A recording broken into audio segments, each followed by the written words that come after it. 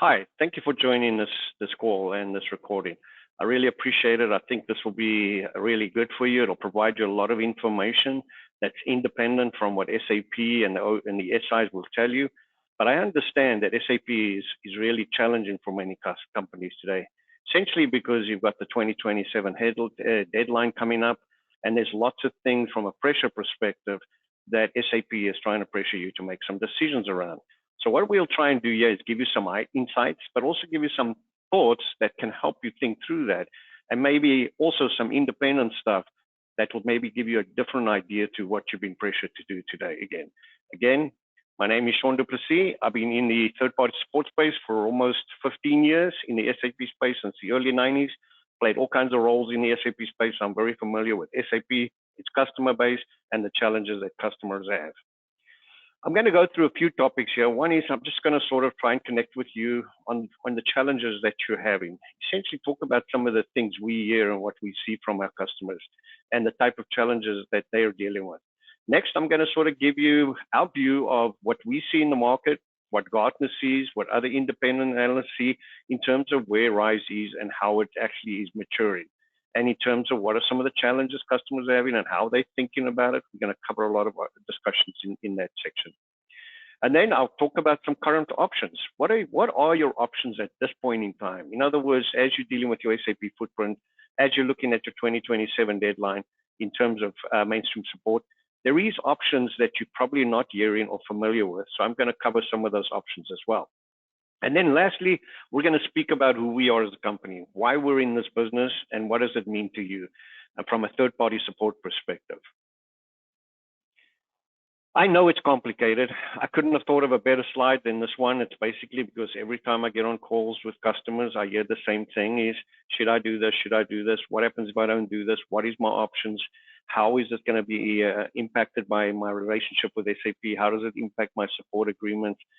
When should I start this process? How long does it take? All those things are real questions, and it does make it very complex for customers. Essentially, you've already implemented SAP, you're running your business on it, and now you're expected to go through a full migration, which is going to cost you much more than you anticipated. And then at the same time, it's going to cost you more to run in the long term. So it is a very complicated space. I know for SAP, they make it a simple sort of conversation. They just say, follow us and pay more, give all of it to us, and then we'll take care of it. But that's not exactly what companies want. The SIs follow that same process because their business is built off the idea that companies are going to implement software and make changes all the time. Our business is about giving customers value, saving them a lot of money, giving them better levels of support, letting them take advantage of the assets that they've already installed in the systems. So I know it's complicated. So as we go through this, I'm going to try and bring some clarity to the complications around this and how you can actually benefit from some alternatives. So ECC customers are challenged. You know, they have reached a point. It's very common across all SAP customers that are running ECC. I use the word ECC because I'm talking about core ERP. I'm not talking about all the peripherals, all the BI space, all the middleware, all the databases, because I really believe this is at the heart of the customers that are running SAP ECC or R3, but in the ERP space, because that's the foundation of your business. At this point, less than 5% of customers have been able to make a business case. In other words, they got to a point where they're saying, I've got my software, I have to go through a retransformation. How's that going to look? Can I actually get the funding? Will I be able to free up the resources? Am I going to join RISE? Am I going to actually go pay a substantial amount of money to actually move from where I am? So it's a common issue. There is no companies, typically not a lot of companies that are able to make a strong business case unless their SAP system is in disarray. In other words, it's highly unstable. It's never been managed or maintained very well, and they're having difficulties to keep it up and running.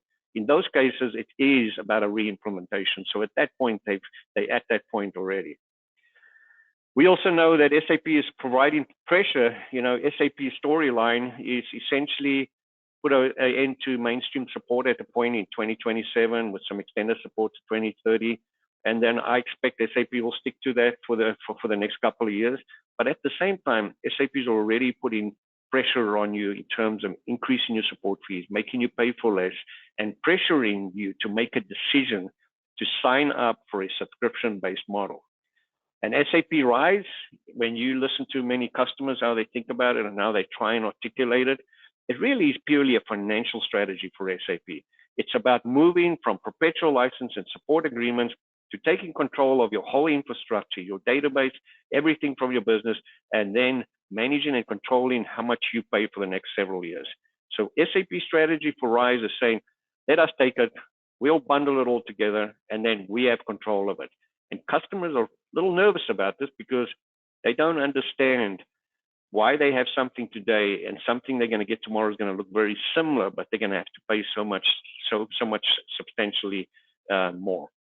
2027 end of mainstream support.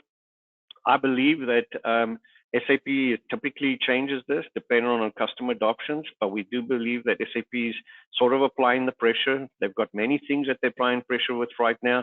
Not only the increase in support fees, which was applied last year and this year, another 5+%.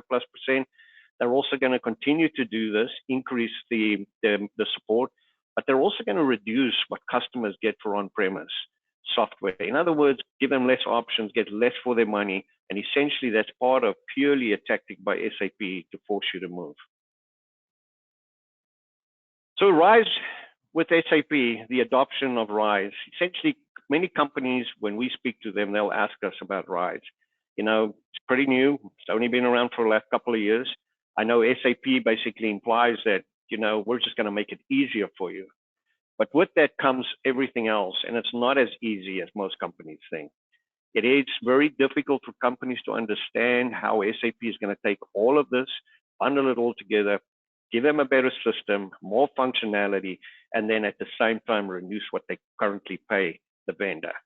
So from the perspective, if you look at the market and what the market talks about in terms of adoption, less than 25% of ECC customers actually have signed an agreement or purchased that licensing for S/4HANA.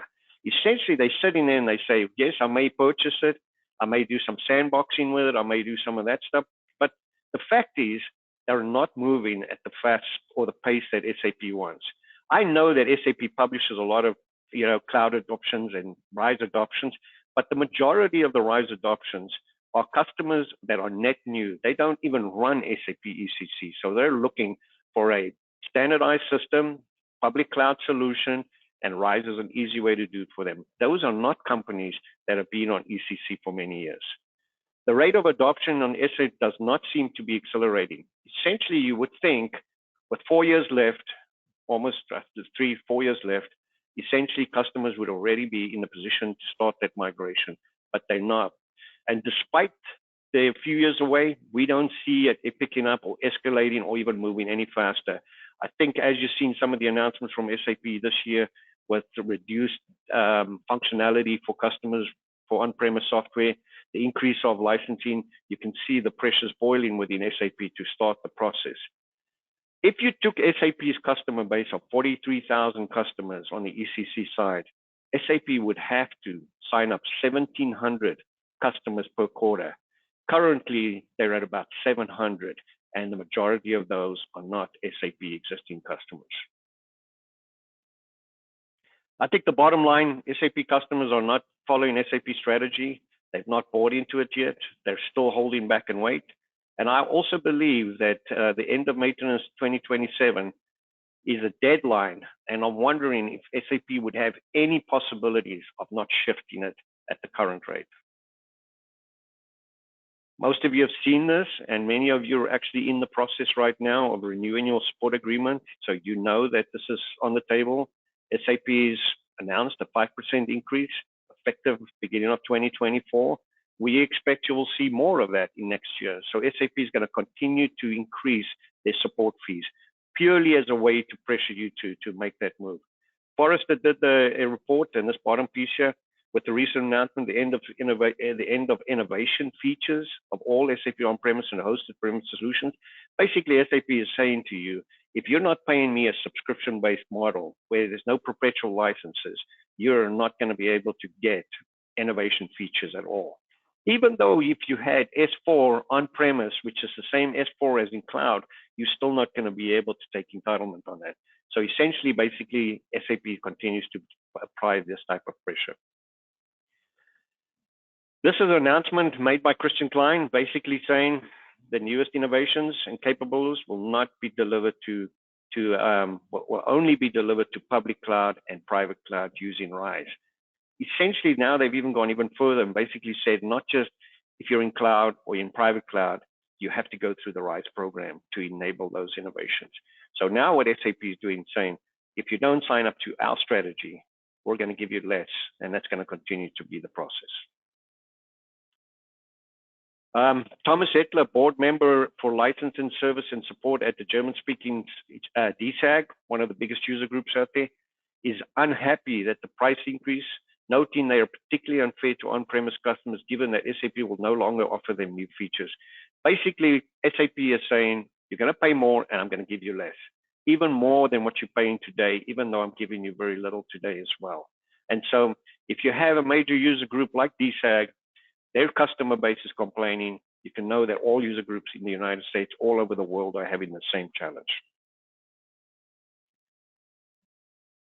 I come back to this one because I think it's important. You know, a lot of companies will ask me, or customers will ask me, 2027, how real is it? I believe, and I'll go back to the sentiment, that it's really only real for SAP. It's required by SAP to make this move. It's about their financial state. It's about their shareholders. It's about being able to show that their customers are loyal to them and are going to follow them, and that they can make the revenue numbers that they've projected. Essentially, SAP has projected in the early 20s that all their customers would have migrated.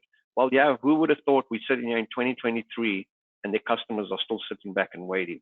You have all these major large organizations throughout the world that have hundreds of SAP systems that they would have to migrate. And the fact that they're not migrating at this pace is clearly indication the customers have not made that decision.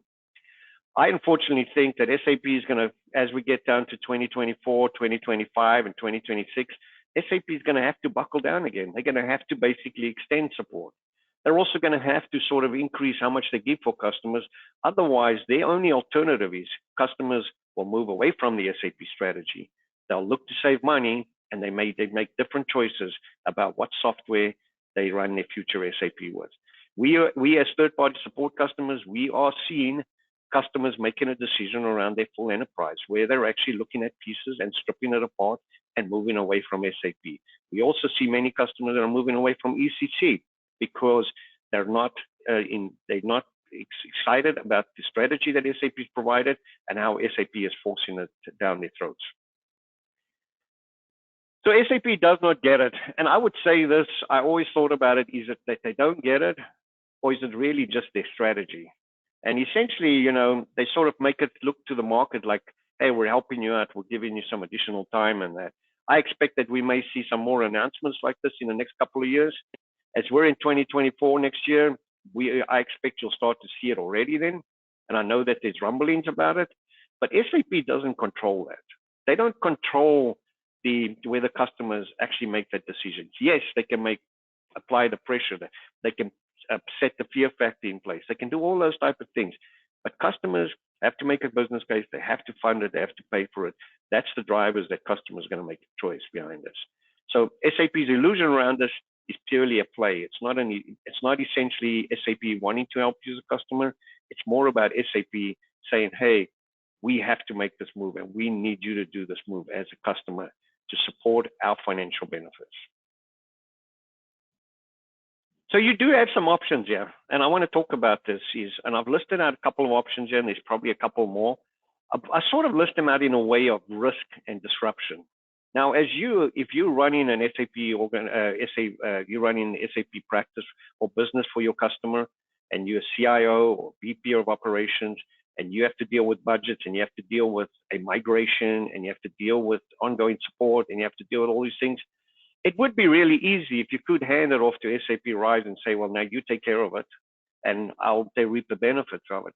But the cost of that is so substantial to you as an organization, because it's not just about your ECC environment. It's about your database platform. It's about how many upgrades and how many things you have to go through that process. Everything is controlled by SAP at that point. So essentially, now you've handed it over to SAP, and now you're bound to what SAP is going to do with it and how much that's going to cost you. So from our perspective, we look at all of these options and we come down to a few options here, and I want to speak about it.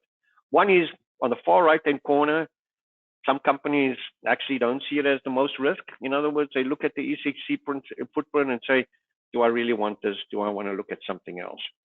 As you can imagine, even though with S4 being new to the market, the functionality of S4 is built on ECC, which is built on R3, which is almost a 30-year-old system. Essentially, SAP has made substantial growth in that space, and they have had a product that they've run for 30 years.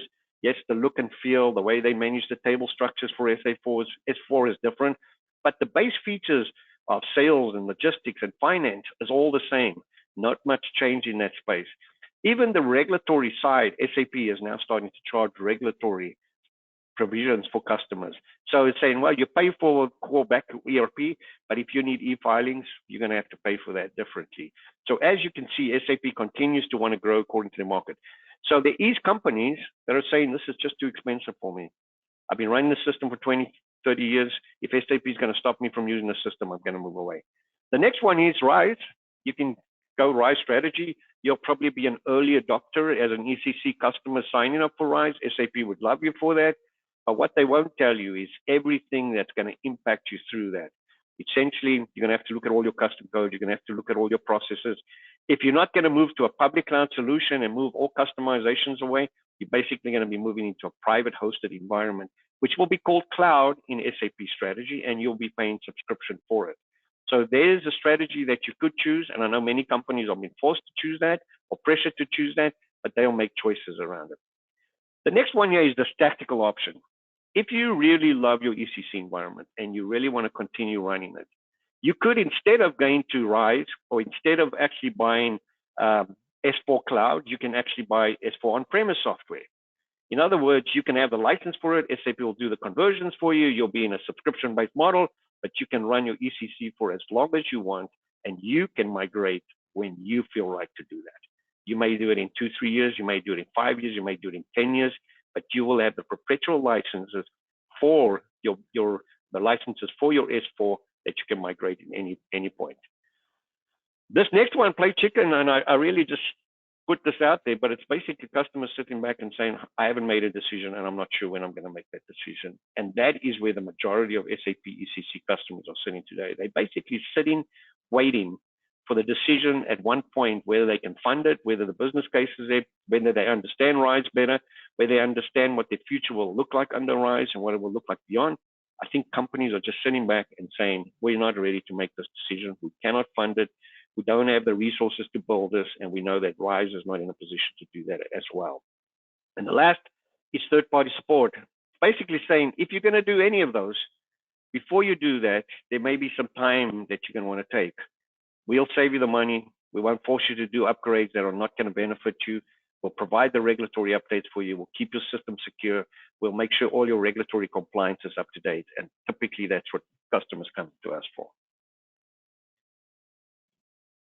As I mentioned there, in terms of a tactical approach of implementation, as you can see on the top right-hand corner there, SAP basically has a couple of strategies for you. They basically have RISE with SAP HANA, and that's cloud, and that's what they're trying to sell. That's their number one thing. They want customers to move to cloud.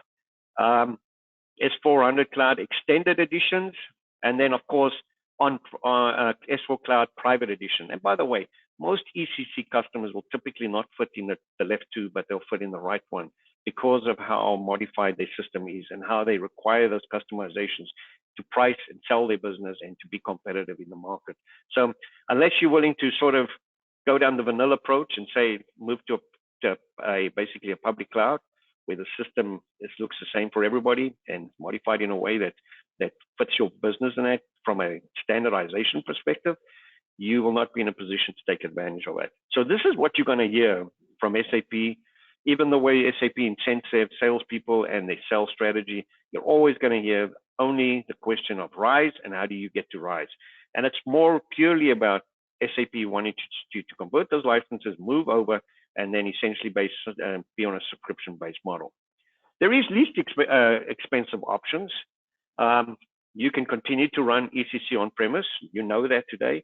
You have those licenses. You can run it for as long as you want. SAP can't force you not to run it. You own that. You own the software. You're in a position to continue running it. The other is you can purchase, as I mentioned earlier, you can actually tell the sales rep from SAP that you want S/4HANA, but you're only willing to take S/4HANA on premise, which means you can host it wherever you want. You don't have to host it in SAP's cloud. You can go to AWS. You can go to any hosting solution out there. You can host that infrastructure, and then you can continue to run that infrastructure as you want on S4. At that point, that's a decision that you can make. And SAP, yes, may not make it a viable option or reasonable option in your conversation, but it is an option that you can request. Well, the big question is, and this is where I think most customers really battle. And it's really, they've got all these thoughts in their minds, they've got all these concerns. Yes, they may want to do something that's making their life easier and stuff like that, but the cost, the transformation is too substantial. So the first question you're going to end is, are you ready to say with your ECC environment that I'm willing to lock into and give SAP full control of my SAP strategy for the future? That doesn't only include your ECC environment, it also includes your middleware technologies, it also includes your database, it controls all of that. Are you in a position to say to SAP, I'm happy to hand this over to you and you take control of it and you plan and work the future for it? You're also going to be in a position to hand over your roadmap, basically saying, well, I don't need to plan the strategy behind this. I'm going to hand this all to SAP. It's going to be taken care of. It's going to be with a single vendor. There's never going to be a best of breed option here. It's going to be what SAP tells you. And you must know, as a single vendor, they control everything on your roadmap, including the cost and everything that you pay from a roadmap perspective. You're going to be abandoning your existing software. And, I know that a lot of folks may think S4 is an upgrade, but it's not really an upgrade. In actual fact, Christian Klein basically said, you can't take old software and just migrate it. In other words, just say, basically do an upgrade on it. New S4, you should start again. You should look at your business processes. You should re-engineer them. You should move your customizations out. They're basically saying, take what you have now, forget about that, redo this thing and go through the phase again. Even though S4 functionality is very much the same as what you get in ECC. Of course, charter a full migration, no one's going to cover that for you. If SAP was so concerned about their customers and so happy to help their customers out, then you would think that the transformation and the process to get there would be much simpler and would be much more less in terms of what it's costing companies today. And then ultimately, SAP is going to pay you more for less. That's the model they want to be. They want to look like a Salesforce. Essentially, they want to be able to just say to you, you pay me, I keep control of it, and I have you taken care of. So essentially, that's how SAP would like to do. And the big thing about all of this is the next step that you take with your ECC footprint, whether you put a HANA database in the back end or whether you sign up for S4, at that point, you're agreeing to all of these steps. You're basically agreeing to SAP taking control of it and managing it and controlling what it costs you into the future. What is third-party support? Many customers have not heard of that. And, sometimes they think of managed service partners and consulting businesses.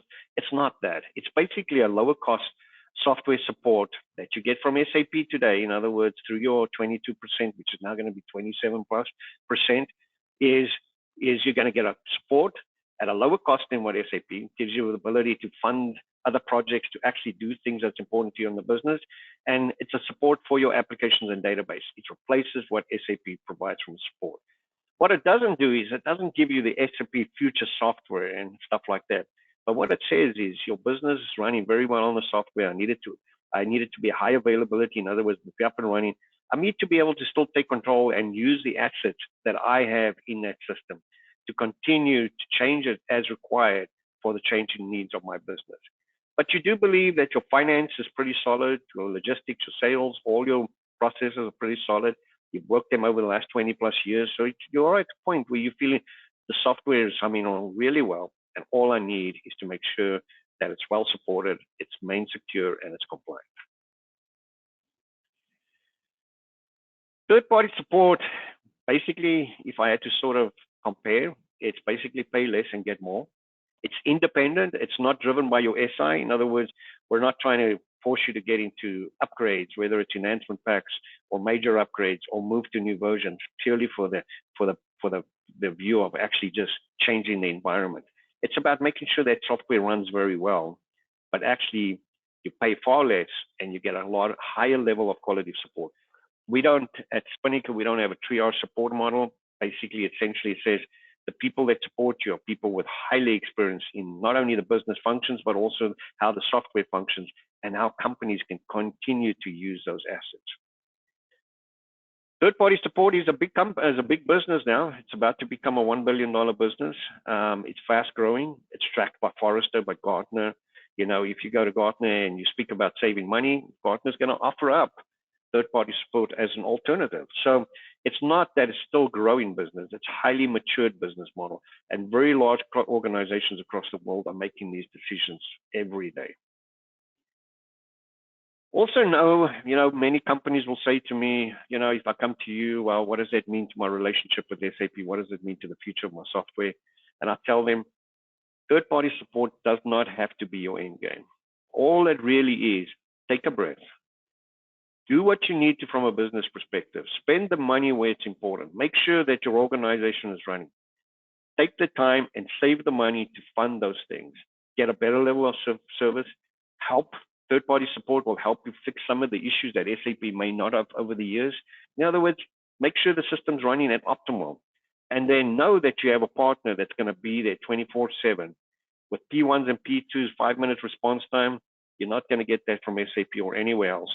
And essentially, we're able to keep the system up and running. We create a relationship that is a partnership as an extension of your organization. And that gives you the ability to know that your SAP is taken care of, saving that money. And then 2-3 years down the road, when 2027 comes, 2030 comes, or as we can see, there's emerging software, emerging business apps every day. That's a changing world. You're running on a 30-year-old system already, so you may want to be considering something different at a point in time. All we're doing is saying, take the time to do that. So why do companies switch? Initially, when I started third-party support for SAP back in 2009, it was purely a financial issue. Basically, customers saying 22% is too much money. You know, we pay it every year. We don't get much for it. Our system's running very well. And they're basically saying we're having to cut cost pressures. So financial relief is one of the initial drivers.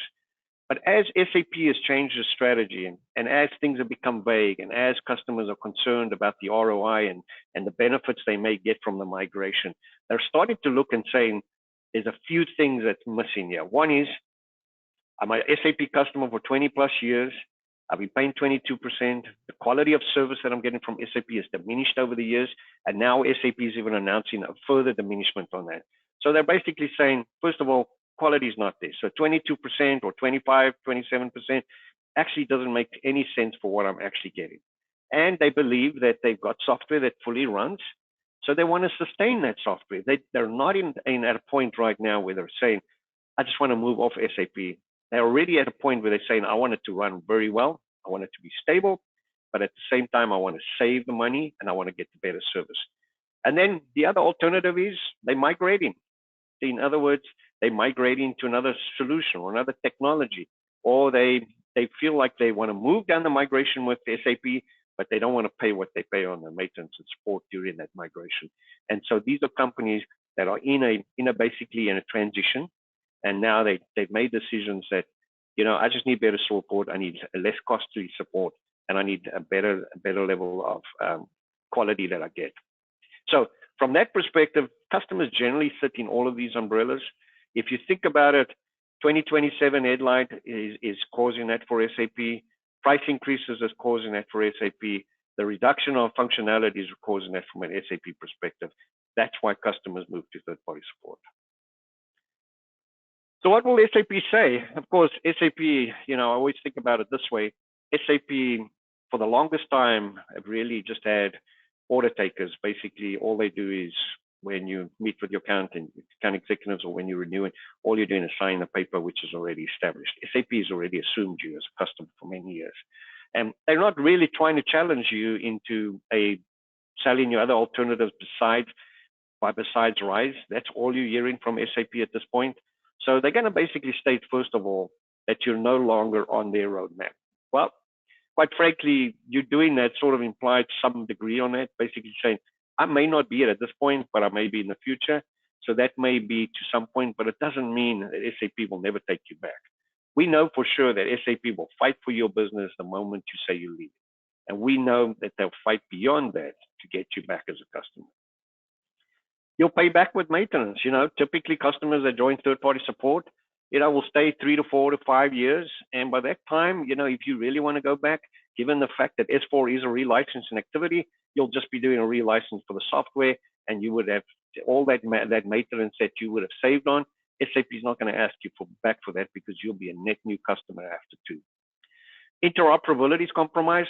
Not at all, because essentially we solve issues that even the OEMs can't solve for ECC. So we know that we go to the fullest extent to make sure that your system runs with all the software that's attached to it and all the underlying infrastructure that it lays on. Security and compliance, we do a phenomenal job at making your environments compliant, not only monitoring all threats, we have tools and technologies that we can layer in as well to make your SAP system solid in terms of security. We have a whole practice around it. We do it for all our customers. It's well established and it's highly accepted and appreciated by our customers. You won't be able to handle future requirements, and we don't believe that when you look at ECC. We know that the world is changing around regulatory, the fact that SAP is selling that as additional services and that we're bundling those additional services. Obviously, we're taking care of that. So as the world changes and the compliance changes, we're taking care of it. The functionality, the base functionality for ECC and how customers use it has not changed in the last 20 years and is not going to substantially change from order taking, inventory, manufacturing, financials over the next several years. So it really comes down to how regulatory impacts that. And support is more than just break fix. It's not about just keeping the lights on. It's about the customer feeling that they have an organization that has their back. In other words, if they have questions, if they have issues they're dealing with, that organization will come in and help them. Spinnaker is committed to our customers. We will do everything we have to from a support perspective to help the customer, even when it's not in the areas of what we contract for. We have a support guarantee for everything we do, which means if you really have to go back to the vendor, there's guarantee that we can cover that. So essentially, we're doing a lot more than what you're getting from even SAP. What do we do? Essentially, what's all in there? On the left-hand side, it's all the 5 things that's really covered. And I've actually touched on every one of them as we went through this. The idea of break fix, that includes custom code. Tax and regulatory, essentially making sure that your engine, your system is always compliant. General inquiry is basically saying we're part of your team. If you have questions about the base functionality or how you should do things and what should it look like and what are the things you need to do as you go through that, we're there to help you. And then security, we're going so far beyond what you have today, and we're making sure that your whole SAP footprint and further, if you require, is completely secure, and you know exactly how the vulnerabilities are affecting your environment. How do we fix it? How are we looking at those things? Everything's taken care of there. The technology advisory service is really built around the idea as you go down the next 3-4 years, yes, your business will change, your infrastructure and your IT will change. Things will become available to you from the market, from business applications. The question around S4 and S4 HANA database and RISE, these are things where Spinnaker can help give an independent response and review for you, that you can actually think of things a little different to the typical way that you hear it from the OEM and the SI. To the right of that, we naturally grew into the managed services. Customers basically said, if you're running my third-party support and you're doing such a great job and you're in the system there, can you manage certain aspects like database and basis administration? Things like that, we've moved into that naturally. And so it's a big part of our business today. At least, I would say at least 20% of our customers actually take advantage of that. And then, of course, we're now moving into cloud services as well, as you think about Salesforce and any other cloud offering out there as well. So what does a great engagement look like? I think this is important. If you think about giving something so critical as third-party support over, it really comes down to starting to work internally with your organization. Identify the issues and skeptics and let us work with you to help you get through that process.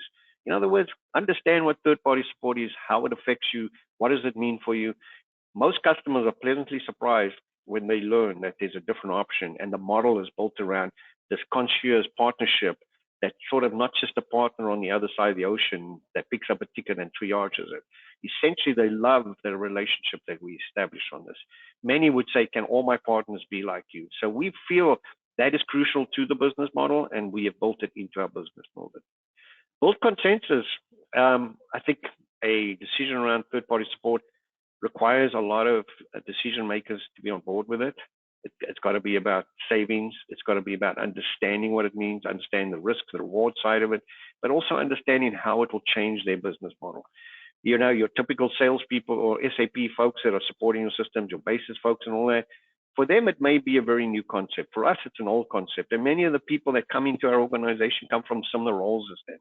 And so we have a way to create a relationship with them, understanding that. So we can help your team get to a point where everyone understands what it looks like and everyone can get to agreement. Now, some organizations may not be mature enough, or let me put it this way, at that point, and some will get there over 2 or 3 years, but we're there to nurture that through that process. Understand how much or how little value is delivered by the existing support. Customers will always ask me and say, well, can you replace SAP? I say to them, we replace SAP Plus. It's because essentially we know it's not just about saying, well, if you open a ticket to you, I can tell you need to get an upgrade or I need to do all that type of stuff or get to the new. It's about saying, let me look at that issue and make sure that I provide the business value so that the business person is highly confident with our solutions and is very, in terms, satisfied that we have solved their issue. Be really clear on your SAP strategy. You know, many companies that just choose third-party support will tell their organizations that we're making this choice right now because of this, and then we will look at this down the road. And so it's being clear with your organization why you're making the choices and what's going to be the path forward on those choices. Many companies will ask me, you know, they'll be speaking to their workforce, the IT folks, and they're a little concerned how that's going to go down, and we will coach them through that process so that at the end of the day, you don't want to cause disruption in your organization. You do want everyone to follow and move with you. Well, thank you for joining us today. I hope that this offered you a lot of value. I'm very happy to, at any point in time, you know, engage with you, have discussions with you, answer any questions that you may have. And by that point, you probably researched us, who we are, researched third-party support. You may have even spoken to Gartner, and you're at a point that you feel like, now I just need to dig in. Happy to help you through that conversation. You can reach us at this email at the bottom here. So you'll be able to reach us at any point. I know it will filter through to me from an SAP perspective. Now is a really good time for you to start looking at it, because you have now between the 1st of September and the end of September to make a decision whether you renew with SAP. I do recommend to customers they should terminate with SAP to reestablish their relationship with SAP so that SAP can be working in their favor to win their business. And I can promise you, you have time over the next 3-4 months to go through the due diligence of us. This will move, we've been doing this for very long. We'll move you really fast through this. We'll help you through it. We take care of the onboarding cycle behind this, and you'll be able to already on next year put a substantial 60+% savings of what you pay SAP today. So high value, a better support model. I really hope that if you appreciate it, that you let us know. And then if you're ready to have discussions, we're ready for that as well. Appreciate it. Thank you very much.